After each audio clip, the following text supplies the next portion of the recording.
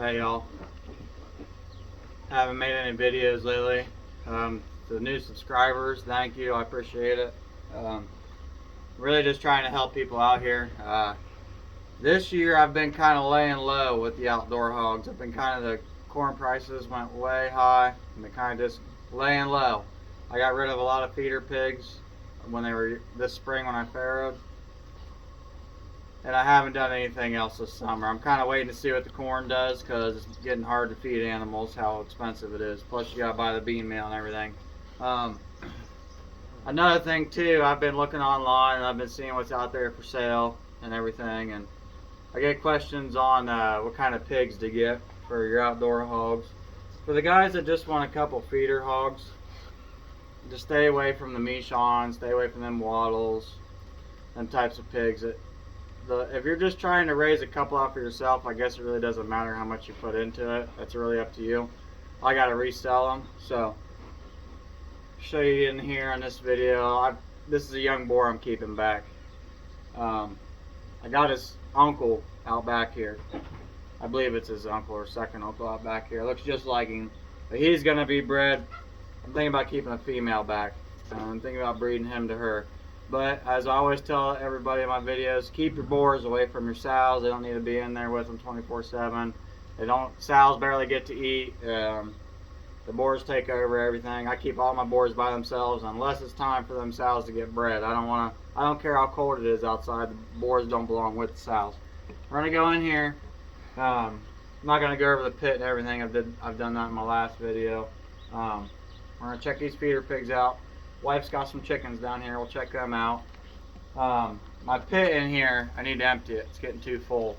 So on this video, when we go down to the end, I'll show you what I do and why I got these crops planted here like I did, because I got to be able to get rid of the manure out here and the manure in here, because it can't be too full or the hogs will just lay on their own, and it defeats the purpose of me catching it. However, come on in here. Oh, can you see him from out there?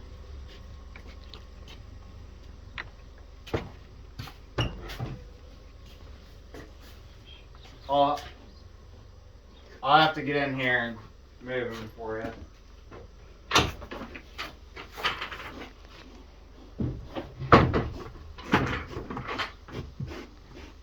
This is why took me a while to get my genetics right. These are obviously really good looking hogs. I'll get this one up for you, you can see it. Yeah, that pig's I think 4.5 months old. I bet you they're almost 5 months old and they weigh 200 pounds already. 5 months, 200 pounds. Another month they'll get that 30 pounds to 40 pounds if they're consuming 5 to 6 pounds a day, which they're consuming a little bit more than that right now. This is what you're looking for when you want to go buy some pigs that are built like this. Because obviously whoever has pigs that look like this, they take some pride in it. They take pride in what they're doing when they got hogs like this.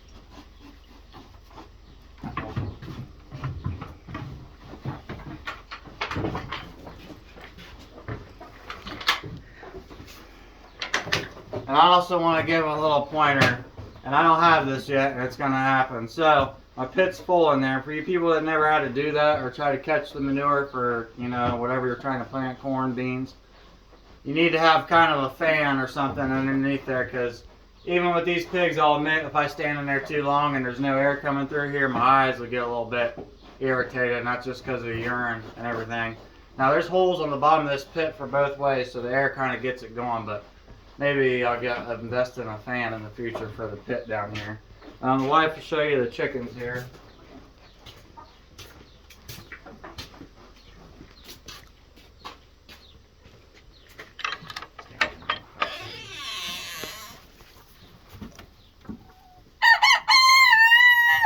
That's Neil, our rooster. These are our hens.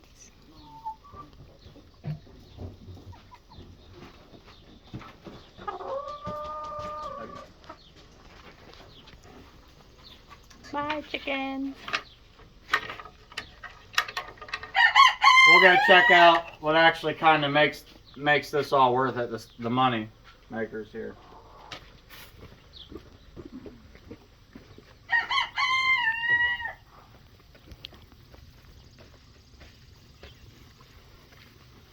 all the weeds that are growing around here. Last year I had like 40 to 50 head of hogs. There wasn't a blade of grass anywhere around here.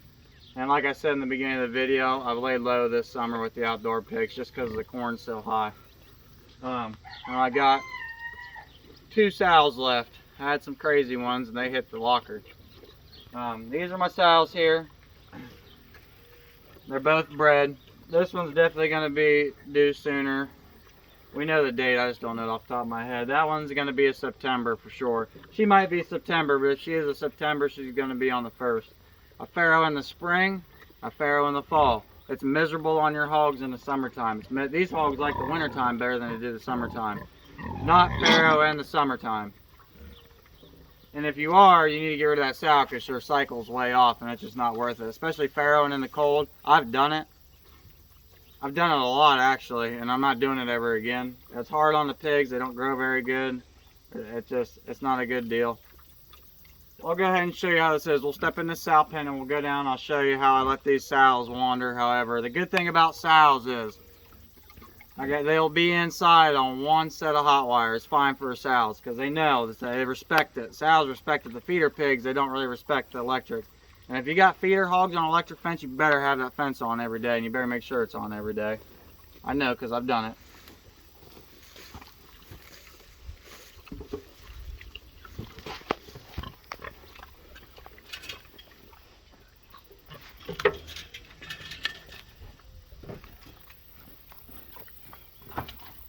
Excuse me.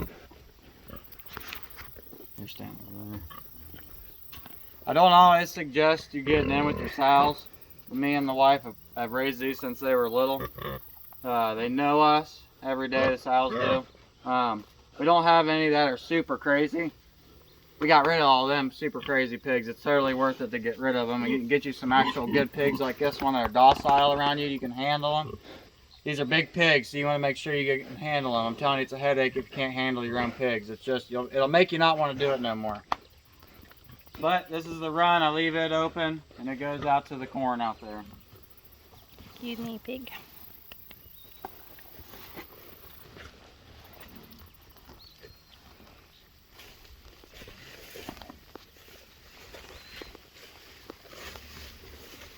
Right there. Alright, so the grass and all that's just because how much I've been moving pigs this summer. Not at all. This is the boar here. Hey, Gabriel. Don't get shocked. Take pride in that. It took me a while to get one like that. I think I almost had to drive to Iowa to get that pig. But yeah, this is our boar pig. Like I said, all my videos, your boars do not belong in with your sows full time. They don't.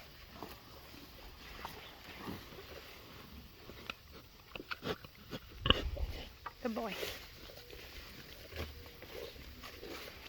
We have other pens too that we rotate. Like usually this is the main full-time boar pen.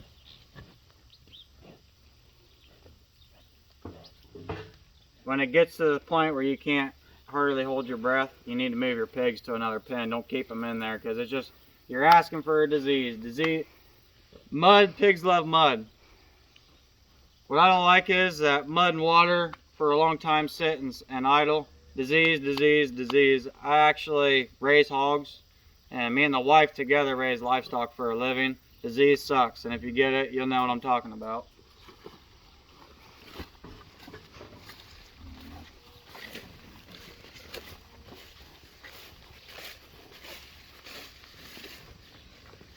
So this is the one strand of hot wire I'm telling you about. The pigs come in, they go out, and then they come back in because the water's up there. They're always going to go back to the pen in the water. Now this is for, don't do this with feeder pigs. I'm telling you that from my experience, feeder pigs do not belong. Like this is not okay. Out here in Illinois where I live, where the crop ground's so great for flat ground, this one wire is not going to do it. People raise them like that with one wire. One wire, I wouldn't be able to sleep at night if I know I got feeder pigs with one hot wire.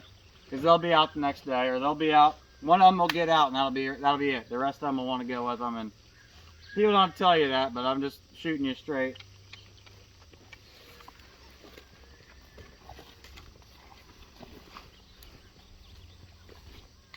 Let me come out here. I had to spread manure out here from the concrete pad. Now I let the sows, they'll come in and they'll clean it all up.